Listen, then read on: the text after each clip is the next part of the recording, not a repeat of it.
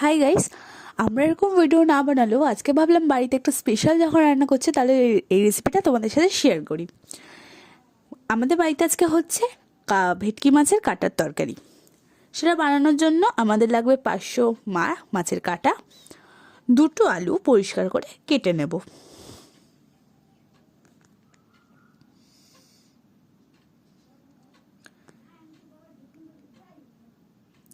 কেটে নেওয়ার পর আমরা কিন্তু কেটে নেব পেঁয়াজ, কুচি কুচি করে একটা গোটা বড় পেঁয়াজ কেটে নিলেই হবে। এরপর কিন্তু আমরা কেটে নেব রসুন, একটা বড় সাইজের রসুনের হাফ কেটে নিলেই হবে। এবার আমরা কেটে রাখা পেঁয়াজটাকে ভালোভাবে বেটে নেব। মিহিভাবে না বাটলেও হবে, হালকা বেটে নিলেই হবে। এরপর আমরা বেটে নেব আদা বাটা।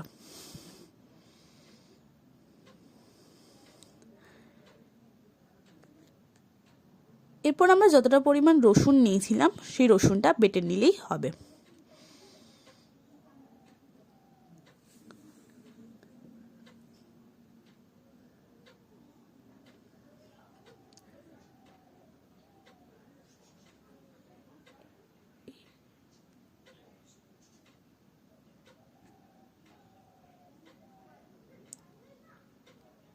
এরপর আমরা বেটে নেব গোটা কাঁচা লঙ্কা, স্বাদ মতো নিয়ে নিলেই হবে।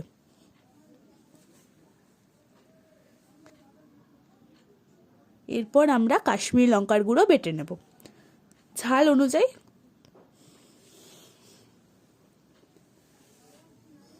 এরপর আমরা জিরে গুঁড়ো 2 চামচ বেটে নেব। আমাদের সব মশলাপাতি রেডি করে আমরা কিন্তু কড়াইতে তেল গরম করে নেব। তেলটা গরম হয়ে এলেই আমরা গোটা জিরা ও তেজপাতা ফোড়ন দিয়ে দেব। একটু নেড়ে চেড়ে আমরা কিন্তু কেটে রাখা আলুগুলোকে ভেজে নেব।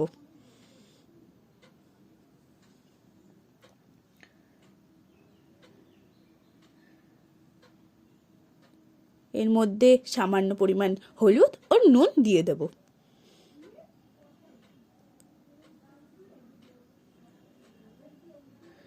আলুটা ভালোভাবে ভেজে নেব।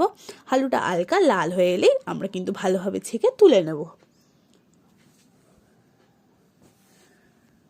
এরপর ওই তেলেই আমরা কিন্তু ভেটকি মাছের কাঁটাগুলোকে ভেজে নেব।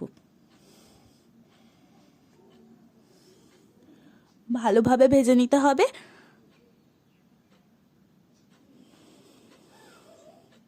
ভালোভাবে না ভাজলে কিন্তু আষ্টানি গন্ধটা আসতে পারে। এরপর আমরা ওই কড়াইতে আবার একটু তেল নিয়ে আমরা কিন্তু দিয়ে দেব বা বেটে রাখা মশলাগুলো। প্রথমে পেঁয়াজ বাটাটাকে তেলের মধ্যে দিয়ে ভালোভাবে কষিয়ে নিতে হবে। কষিয়ে নেওয়ার পর আমরা কিন্তু কাঁচা লঙ্কা বাটা, আদা বাটা, রসুন বাটা, যা যা বাটাগুলো ছিল সব কটা দিয়ে দেবো।